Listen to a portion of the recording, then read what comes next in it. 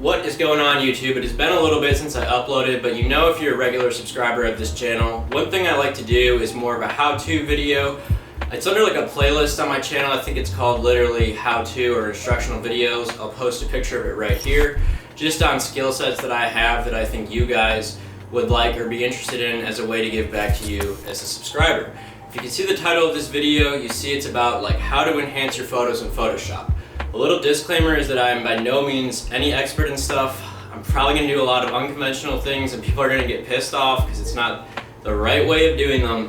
But this is just the way that I've learned over time. This is a little technique that I just kind of made up on my own. I'm sure it has a name of how to enhance your photos a little bit. So without further ado, let's get into it and start working on the computer.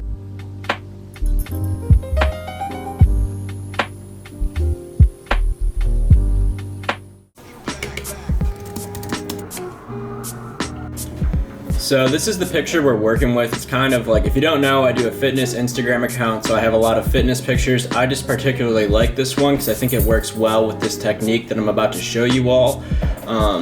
Again, keep in mind, this won't be like a complete fix. It won't be like a total life changer. It's just a small little hack that I like to do that I kind of made up. I'm sure it's conventional. I'm sure someone's done it or made it up before.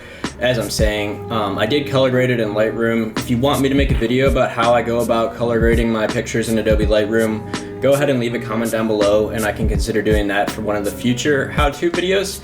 I personally don't ever want to sell my presets or anything like that because they're special to me. I don't care how much I could monetize or make off of them.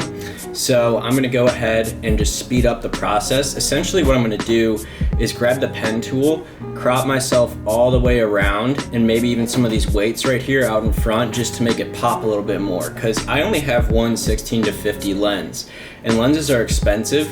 So the way that you can get a really HD picture is with what's called a macro lens, I believe. So this is just a way to emulate that by kind of blurring the background. It's really popular with portrait mode on the iPhone. They made like a software that automatically does that for you.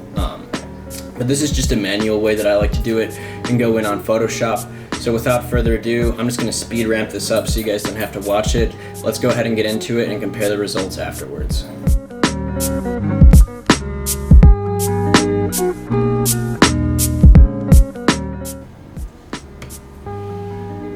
Alright, so now that I've skipped all the boring stuff, I've gone ahead and cropped myself around with the pen tool. I know there are other methods like the magic wand and the lasso tool, but like I said, I'm not an expert in this and I'm not too great at using them, so I just use the really poor method of the pen tool. It doesn't have to be perfect because right here is where we're gonna dial it in. All you do after you're done is right click it, make selection. And this is the feather radius. I like to keep it around 2 pixels to give myself kind of a buffer. If it were a straight 0, you'll be able to see exactly where I cropped it out, whereas with the feather, it gives it a little bit of a buffer. So I'm gonna go ahead and hit OK. Instead of creating a layer mask, I just press Command J on a Mac. I think it's Control J if you're on a desktop. And boom, that's created a new layer. If you can see right here where it's cropped myself out, that's the selection that I made. So what I do now is I get out of the pen tool, I go to filter, and I like to go into the blurs. The one that I found that works the best, I've experimented with all of them, is the Gaussian blur right here. This is really the best bang for your buck. So if you see here, it's at 0. I like to keep it around 6 to 8, nothing extreme. Here's the 6, which is what it was on at first, and here's the 8. One thing I don't like to do, see if I go to 20, it's just clearly fake. You can see kind of all the imperfections. It's just a very subtle, and even here, if you go to 80, that just looks horrible. So just keep it really nice and subtle. It's not going to be a total fix if you have a bad picture. It's just very slight enhancements. So I'm going to go with 7 on this one. It's in between 6 and 8. Go ahead and hit enter.